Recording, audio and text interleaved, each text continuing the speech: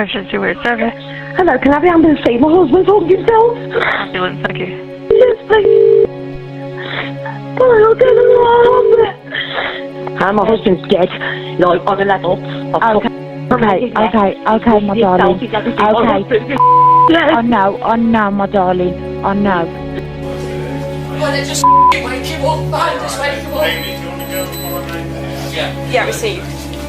Please wake him up, please. I know, darling, come in here. A married couple. They'd been together for a number of years. However, they had separated and Kyle was in a new relationship at the time of his death.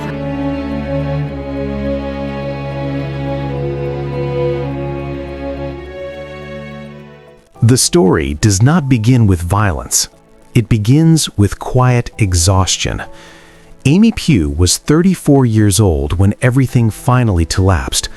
34, an age where life was supposed to feel settled, where marriage was meant to feel familiar, not frightening, where arguments were meant to end in silence, not police sirens. To the outside world, Amy looked ordinary, a working-class woman in Newport, Wales, a wife, a mother, someone people passed in the street without noticing twice. But inside her life, nothing was calm.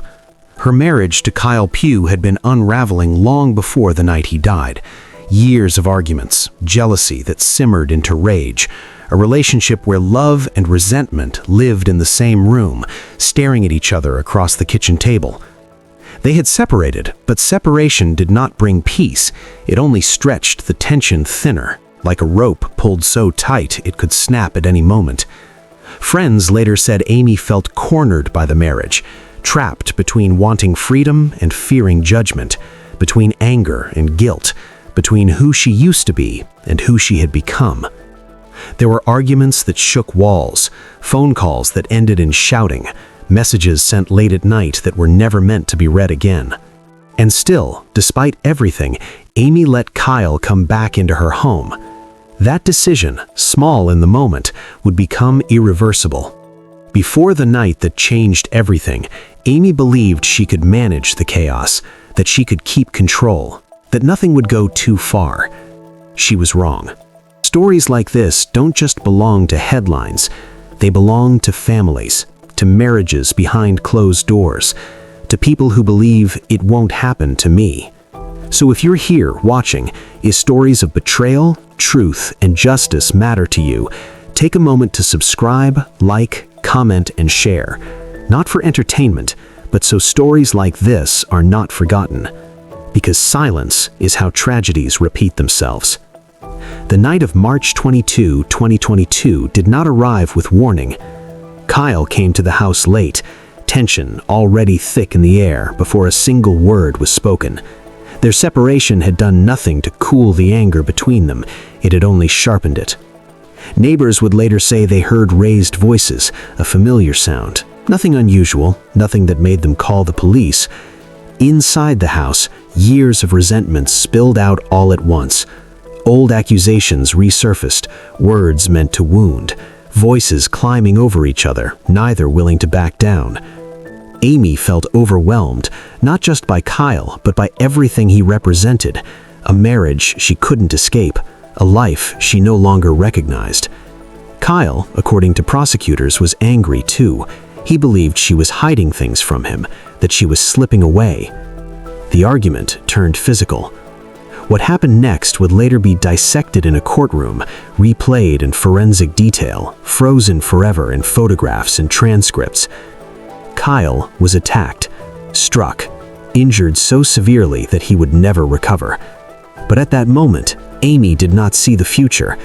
She saw panic, she saw blood, and she saw a life spinning completely out of control. Kyle lay unconscious. The house was silent except for Amy's breathing, shallow, uneven, desperate. She did not call emergency services immediately. Minutes passed. Instead, Amy picked up her phone and began calling family, calling her father, telling fragments of the truth, searching for reassurance, for permission, for a way out. Every second mattered. Kyle was still alive, but no ambulance came. Nearly 20 minutes passed before Amy finally dialed 999. Her voice, recorded forever, was trembling but controlled. She told the operator she had found her estranged husband hanging. It was a lie spoken in fear, in desperation, in calculation.